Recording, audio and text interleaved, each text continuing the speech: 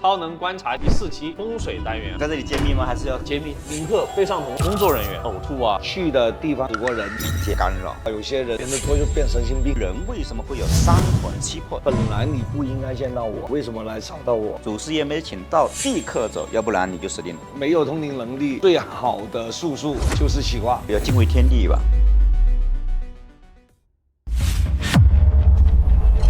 元丰地生，起盘的真的是虚见害，是天罗地网。这些人呢，自愿去修佛的，一尘脱俗啊。Hello， 大家好，我是风水。Hello， 大家好，我是道元。Hello， 大家好，我是子耀，欢迎大家收看超能力学院的超能观察系列的第4期。今天我要带大家回顾的是节目的第7集和第8集的精彩内容。那么进入了我们的这个更具挑战性的风水单元哈。那像这个风水当中呢，有阴宅和阳宅的区别啦。比方说风水师兄讲的是我们的阳宅，那阳宅和阴宅里面有什么样最大的区别？能不能大家科普一下？阳宅最简单的其实就是跟你居住的环境有关系，跟居住在里面的人的运程有关系。你看看，无论是有钱的或者没有钱的，谁都要去弄一个门口啊，搞个玄关啊，对吧？这些跟阳上的人息息相关。那在我们的阴宅风水呢，为什么我们经常要去祭祖啊，去到那里去拜坟啊？因为一个好的阴宅风水，对，阴宅风水它可以管好几百年。一个不好的风水也可以影响几百年，所有的男丁或者所有的女丁都会出现问题。阳宅风水的话，我们说如果要用4个字来形容的话，就是动中要带一点静，就是长风聚气嘛，长风聚气。然后阴宅的话就是静中要带有动，它怎么动呢？地脉龙神得动。哦。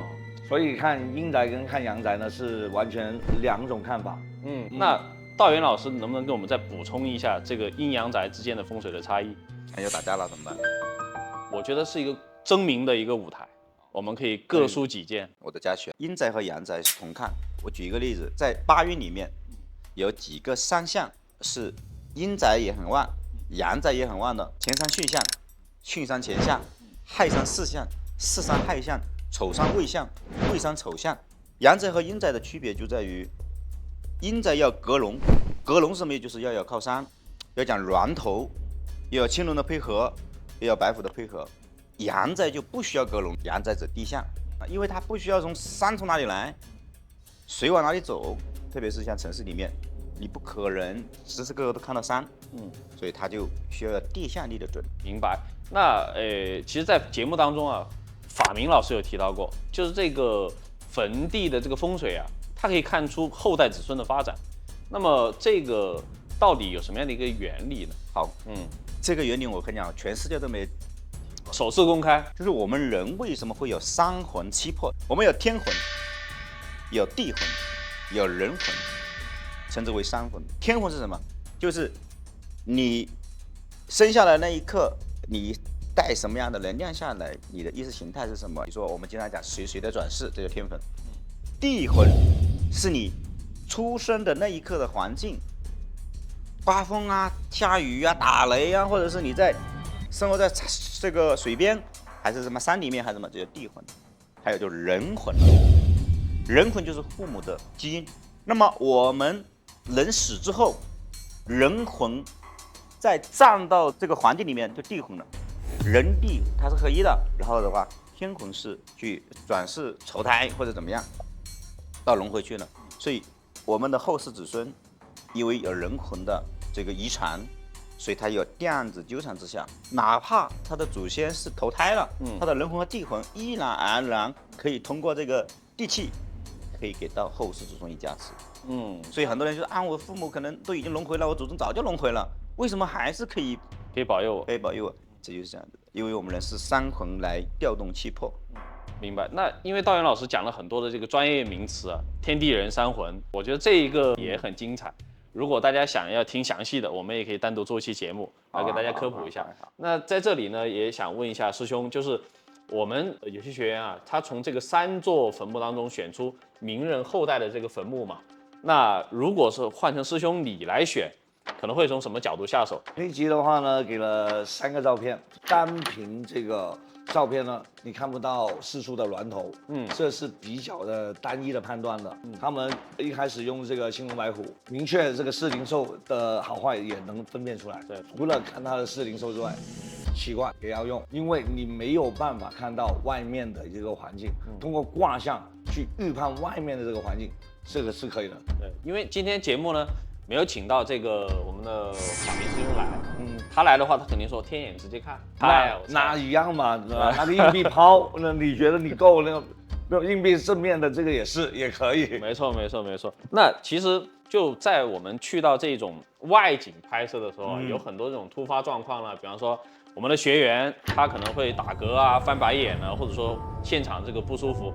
那包括我们的这个工作人员是吧？他们在录制的时候也会突然就是呕吐啊，像中暑啊、生病啊，突然之间全身发抖啊这种情况。到袁老师这一组的时候，我们的这个工作人员 Karen， 他也很不舒服嘛。他这个不是中暑，他是邪气入体。那他这种情况到底是什么原因？然后你现场帮他调整了以后，哎，他缓过来了。您用什么样的方法？他是去到那个地方，那个地方确实很阴气。那当然，那么热的天啊，你感受到阴冷的力量，那你知道一个是阳，一个是阴，那当然就是灵界的力量，要小心了。所以往这走呢，我就跟大家讲说，那好，我们要掐一个诀，掐一个法诀。掐那个法诀的时候，那个 Karen 就没办法完成，那就知道这是一个灵界的干扰。后来我就用注油的方式呢，首先给他分身啦，拔除他体内的阴气啦。后来回到酒店里面，还依然给人做了驱逐了，所以他第2天就很好了。所以有的时候要敬畏天地吧。对，除了为大家呈现精彩的节目之外，我们还要敬畏当地的鬼神。对，所以孔子说了一句话嘛：与天地合其德，与日夜合其明，与四时合其序，与鬼神合其吉凶。那刚才道元老师也分享了他的方法，那师兄呢？你有没有一些简单的方法，也能够教大家保护一下自己？那我教的方法呢都非常简单。其实呢，人如果没有办法去学到很好的一些手诀啊，或者有名师相传啊，因为大部分的手诀特别的多。那么我们有个很简单的叫做卧固的，就是小宝宝出来的时候我们需要守住我们的魂。当然了，有个更好一点的，也会教大家握个雷诀，左手。雷诀，对，它对于我们有时候想要去了那个地方了，我也没办法只是握固保护自己。他真的来攻击我的时候，我能不能有更强的一点的呢？这个又是防守又是进攻。当然我们没有法力，还是那句话，握着之后赶紧跑，赶紧跑，不要对抗。对，你的能力还没有去到可以跟大家去抗衡的时候。是，其实师兄分享的这个方法呢，相对来说比较简单啊，然后也比较好操作。那其实我还从这个节目当中呢，看到了一个比较有趣的一件事情。师兄有一个方法，就是用一碗水，上面放一根针，它就能够发挥这个罗盘的一部分的功能啊。是的，那这个到底是什么样的一个原理？这个不能说是罗盘，因为罗盘呢还真的是要分我们的专业的八卦、443啊，各方面的东西要考虑到的。那我的这个方法呢，其实也是我们那个法脉里面的一个玩法吧，就是我们的所有的居住的环境里面，它有自己的能量场。对，那我们如何通过一些东西去感知这个叫做量子里面的一个同频共振呢？那水里面它有它自己的张力，我们通过念咒，用香的加持，然后把平常会沉在水里面的这个针，让它浮起来，那么浮起来的时候呢，它呢只会指向一个地方，叫做磁场比较紊乱的地方，你的房屋里面哪个地方有它的所谓的阴气？我们在这阳宅里面啊，它所有东西都放得很好，因为那个主人呢，他是一个歌手，他自己的很多的器材啊，很多的奖杯啊，他都有找地方去放，刚好那个地方呢，他拿过很多奖，那个奖杯全部是水晶做嘛，它或者铜啊，它堆了几百个在那里，然后那个针就指向那里，因为发散性太强，所有东西太紊乱，所以也很神奇了，也是一个很特别的一个方法。好，那我们在节目当中呢也关注到一个细节，就是在第一个地点15楼的时候，林鹤和小文呢他们的罗盘都出现了明显的抖动。那像这在风水当中遇到罗盘乱跳的情况，老师们会怎么去判断呢？到底是气场的问题，还是有东西在干扰，还是罗盘的问题呢？道元老师您怎么看？首先，你知道，基本上如果你要下罗盘，在大楼里面下罗盘都是不准的。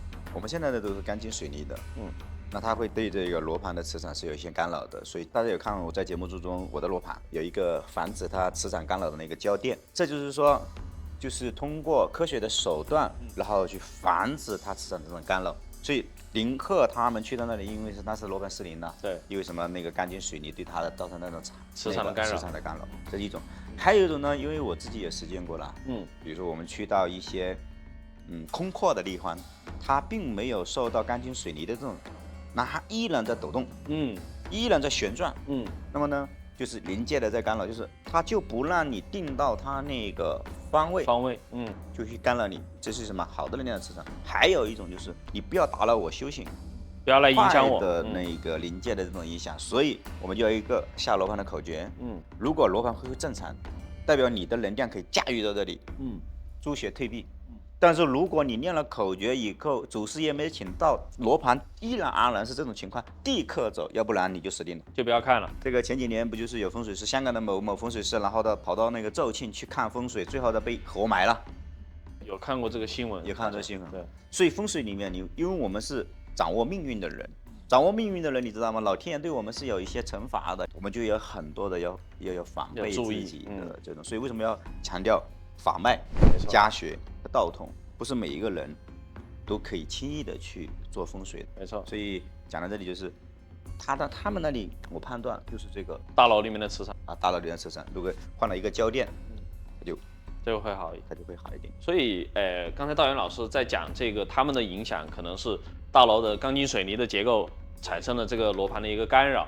那我觉得更重要的一点呢，就是对于普通人而言，我们不要随意的去学了一招半式就去帮别人去看风水，很有可能会影响到自己，被这个能量所反噬。是有这个天灾，有人祸。那想问一下风水师兄了，那在这个他看風水的過程當中呢，小文他感應到了這個磁場很混亂，他聽到有很多靈體在說話，但他又說了一句，即使佢同你講呢個答案都好，你都無法去到分辨佢嘅對與錯。靈體係會呃人嘅，靈體也是會騙人的。那師兄有沒有遇到過靈體騙人的經歷？那我跟你說，通靈說2的時候呢，已經有選手表示過，靈體會騙人。靈體來說的話，本來你不應該見到我，那你為什麼來找到我？那你找到我的話，那我可能有些訴求要放大一點來告訴你啊。其實不僅僅是靈體會騙我們，我們也會騙人，人也會騙，一樣的，人會騙人，人最會騙的就是靈體。我告訴你啊。我們粵語裡面有一句話呢，很搞笑的，叫呃鬼食豆腐，騙鬼吃豆腐。為什麼呢？就是有些地方呢，確實有很多的靈體啊，然後我們不想給它干擾，我自己又沒有靈力把你去打啊或者驅散啊。好，很簡單的，我準備一個碗，碗裡面呢放一塊豆腐，然後我知道我這裡有了，我把這個豆腐呢放在我門外，或者放在離我家遠一點的地方，那麼這個靈體呢就去了，自然過去那邊，就不會來搞我了。對，有些人很壞的，就是還會放在別人家的門口，知道嗎？這個很好玩，對，這個也是一個挺有意思的事情。對，所以呢，你不要說靈體來騙你，我們都會騙他。對，所以我覺得小文他發現了這個問題以後呢，其實也可以跟大家有一個警示作用吧，就是第一方面呢，師兄分享了這個騙鬼吃豆腐，我們不要隨意放在別人家門口啊，沒錯，對，千萬不要去嘗試。然後第二個就是說，我們普通人啦，感受到你打不過就跑嘛，是吧？不要在現場跟他來來去去的反覆折騰。那其實林鶴在考核當中呢，除了看地形和氣場，也會現場起卦來判斷上坤下坤，变为上坤下坎。他用的到底是什么术数呢？师兄，你是怎么看待这种实地风水加起卦的判断方式？他用的还是梅花易数。毕竟呢，他在这个实地风水里面呢，他没有办法获取到太多的信息，因为我看到他们被人蒙着眼，对，去到那里就只能直接在现场马上去做一些判断了。那给到的时间是少了，能获得到所有外面形峦的信息是很少的，而且呢，他又不是一个所谓的通灵师，他没办法跟各方面的一些灵体去沟通。那么通过这个，我觉得哈，没有通灵能力最好的术数就是起卦。起卦，真的，起卦不要说它不是通灵，只是说把这个通灵的能力降到了这个卦象里面去。人很安全。其实像我们之前看《通灵周2》的时候，郑红老师他不会通灵，但是他基本上都是起卦，也很准。你难道觉得我们超能力学院的这个比赛起卦就不能全部赢了吗？不就是猜东西吗？对，所以呢，下一届的超能力学院呢，能起卦也能来参与的。没错没错。那其实我们大家知道了，不论是通灵也好，还是说起卦也好，术数也好，都有它这个不同的用法。好，那么接下来呢，就是有关于我们的这个力主的这个安啾令这位学员了。那安啾令呢，原本是这个风水的小白，会的是奇门遁甲嘛，到结果呢，他也是成功选到了第3个地点，就是我们的印度庙，并且说的一些信息啊，也是非常准确的。那他当时到底是依靠什么样的一个信息来判断这个风水呢？因为之前我们去做这一期的时候，然后呢，他在我的环节里面就专门有请教我的风水的一些事情，教他用奇门的方式啦，然后教他要关闭自己的五官五感，然后的话，只要你屏蔽一切，然后静下心来，然后呢，脑子里面自然会链接天地的能量，它会成像给到你，所以你只要解读那个像就可以了。当然，普通的人他解读那个像的很弱。好，那么其实在这里面呢，我还想问一问，就是在我们这一期第8集里面，林鹤他突然之间考核结束以後情緒激動，甚至有點失控了。反明師兄說，這個林鶴被上銅了。訪問時表現得異常亢奮，都係因為開始上銅。冷靜。等會兒啊，我看一下啊。你別緊張，慢慢來，慢慢來。我有點激動，然後就是渾身都是麻的，特別想哭，就這樣。究竟什麼是上銅？那師兄能不能給我們解答一下？那你看到那个 Darren 的那个官地的那个汕头，那个是纯正版本的啊。我们觉得很多的东西在我们的观众里面，他应该是知道的了。但是林鹤的这一种呢，它不是完全的真上铜，他去的地方里面呢，不是死过人的，就是一些叫做阴气比较煞气重的地方，然后他还用了他自己的这个灵管，去不断的链接这种能量。他这种能量我们也看过哈，有些人就是连得多就变神经病的哈，没有人带之下。为什么我觉得他本来就有灵感呢？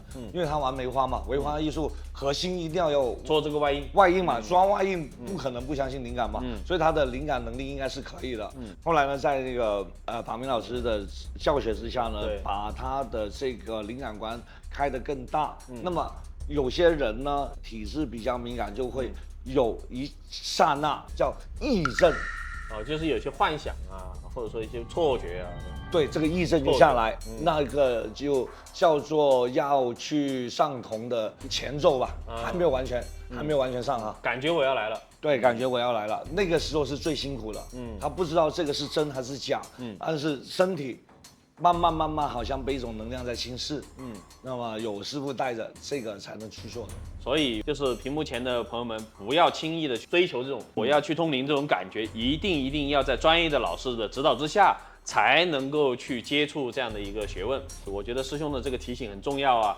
好，那超能力学院这2集的风水单元呢，不仅仅是看到了学员面对挑战的成长和蜕变，也让我们观众重新认识了风水背后的逻辑和智慧。那前面2个单元力主还没有晋级嘛，就是说到我们第8集啊还没晋级嘛，明显可以看到这个气氛和压力啊都比較大。我贏咗啦，你影住我啊！那道元老师当时是怎么样去稳住他们的心态的呢？其实你知道，他们当时非常着急的。对啊，慧慧说啊，我们要淘汰了。Angela，唉，没希望。他就会问我，老师怎么办？老师怎么办？然后那我们起个卦，起个卦的卦象就是我们一定会进决赛。对，我很坚定，当他认为我这么坚定的情况下面，他们就开始要备战决赛。所以也是因为您的起卦，所以稳住了他们的心态。是的。好，那么接下来的节目呢，即将进入到大家最为期待的法器篇。比方说，有些人也会买这个水晶啦、饰品啦，或者收藏一些法器。是不是我们也能够通过晒日光，然后吸收月光的能量，去增强法器的这个灵性呢？晒月光、晒日光，那我可以讲是加持，可以这么去说了吧？好像阴阳水啊、正阳水啊，或者午时水啊，那些不就是在我们中午的时候，5月初5的中午去晒一个午时水，那也叫做加持。但我觉得呢，只是说我们平常找不到名师，找不到地方，我们可以自己做这样的加持。如果你能够找到一个好的师傅帮你开光的话，那么这样子的能量呢，会比你这么去做的能量要大10倍、100倍。那是不是开光越多越好？不是的，我们说呢，开过光的东西呢，一般都会管你1年了。如果你不是说，带着它又去洗澡，又去一些阴晦的地方，又或者带着它直接行房，那基本上那1年之内你都可以自由的用。对 ，OK。那道元老师有没有就是您对于开光这个有比较独特的方法？